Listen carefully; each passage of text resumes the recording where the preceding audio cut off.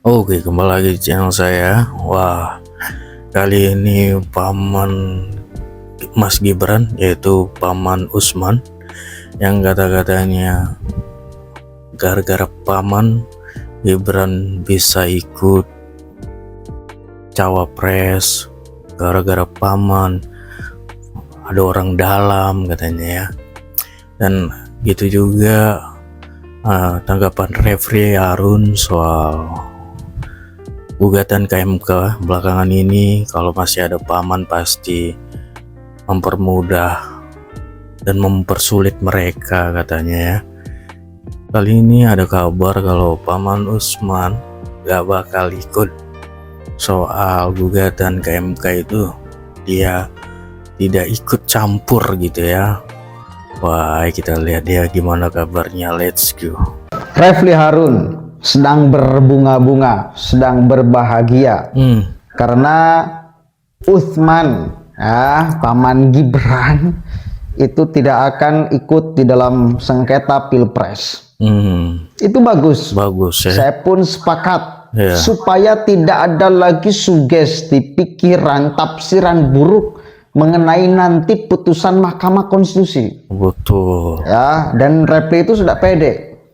Ini kita berpeluang menang karena di sana tidak ada Paman Usman. Oke. Kita coba dengarkan dulu sama-sama dan nanti kita akan memberikan pesan khusus kepada mereka. Ya, kita coba cek dulu. Ini berita gembira ya bagi 01 dan 03 karena dengan demikian peluang untuk menang jadi lebih besar. Karena kalau ada Paman Usman, ya Paman sudah pasti akan membela keponakannya. Tidak mungkin akan bersikap objektif. Itulah sebabnya hakim dilarang menyidangkan sengketa yang dia punya kepentingan ya, punya apa istilahnya, punya konflik of interest ya. Makanya Paman tidak boleh ya. Karena Paman tidak boleh, maka ya tentu saja sidangnya mudah-mudahan akan jauh lebih fair ya. Sobat era sekalian, kita tahu bahwa kubu 01 dan kubu 03 sudah mengajukan permohonan ke Mahkamah Konstitusi ya, yaitu sidang yang akan dimulai tanggal 27 Maret nanti atau hari Rabu sidang pertamanya, dan sidang terakhirnya itu tanggal 22 April yaitu sidang pembacaan putusan. Karena menurut sebulan lebih juga sebulan lah ya. Kalender itu 14 hari kerja ya. Jadi 14 hari kerja sudah harus diputuskan sidang ini. Kenapa kemudian Paman Usman menjadi berita gembira? Karena berarti kalau kita mau lihat dari putusan 90 yang membuka pintu bagi Gibran Raka Buming Raka untuk menjadi calon presiden, maka 8 hakim yang tertinggal itu adalah 3 yang menolak permohonan, 3 lagi yang mengabulkan permohonan Gibran, dan 2 lagi hakim baru.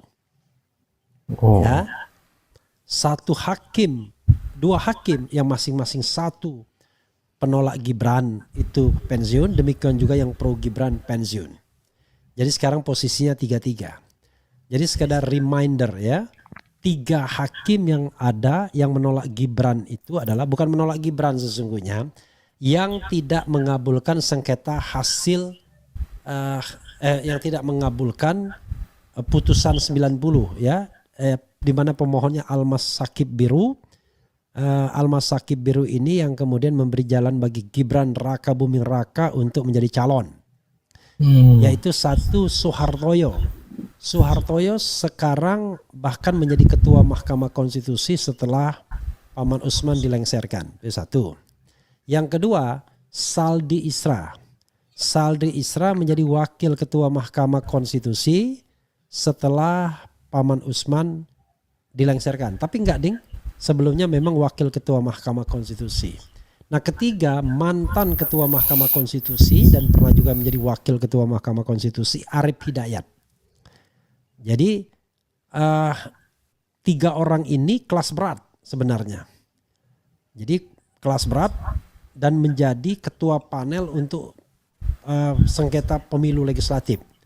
Panel 1 tentu Soehartoyo sebagai ketua MK, panel 2 Saldi Isra sebagai wakil ketua MK, panel 3 Arief Hidayat sebagai hakim senior ya.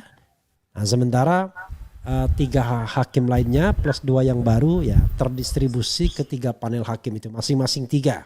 Tapi jangan lupa Paman Usman tidak akan bisa terlibat kalau ada sengketa yang melibatkan PSI ya, partai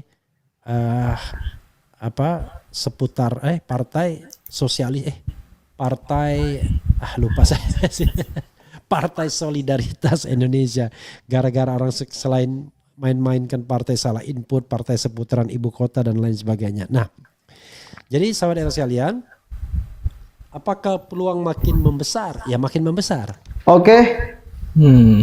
Selamat Bang Repli berjuang. Ya, dinanti sidang di Mahkamah Konstitusi. Satu kali lagi kita akan memberikan pesan khusus kepada Repli Harun dan kawan-kawan. Bila nanti MK memutuskan bahwa kalian ketika menggugat sekarang tidak menghasilkan apa-apa, tidak mengubah putusan KPU, maka jangan kau salah-salahkan lagi dan jangan kau pelintir politisasi, jangan ya. Iya betul. Jangan bos. Usman kan udah nggak ada nih, Paman Gibran. Kalau dianggap bahwa itu adalah racunnya, sekarang udah nggak ikut tuh, nggak memimpin sidang, nggak ikut sidang. Urusan sengketa. Ini kan sebetulnya agak aneh. Mereka itu nuntut supaya Gibran didiskualifikasi, 02 didiskualifikasi. Kenapa? Karena prosesnya katanya cacat. Kan kita dipaksa bego seperti mereka pada akhirnya. Kalau memang proses Gibran adalah cacat, ya dulu aja diseriusin, digugat seserius-seriusnya. Dulu itu hanya dihujat loh Gibran. Satu kali lagi, dulu itu hanya dihujat, tidak digugat secara serius.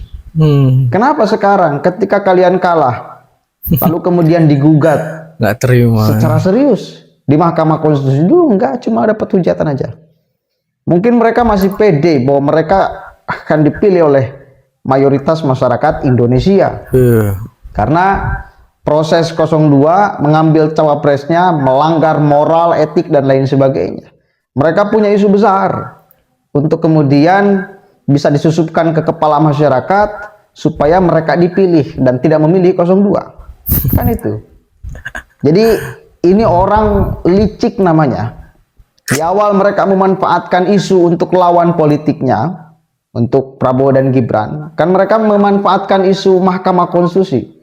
Dia goreng kemana-mana tuh. Anak haram konstitusi dan lain sebagainya, kan itu.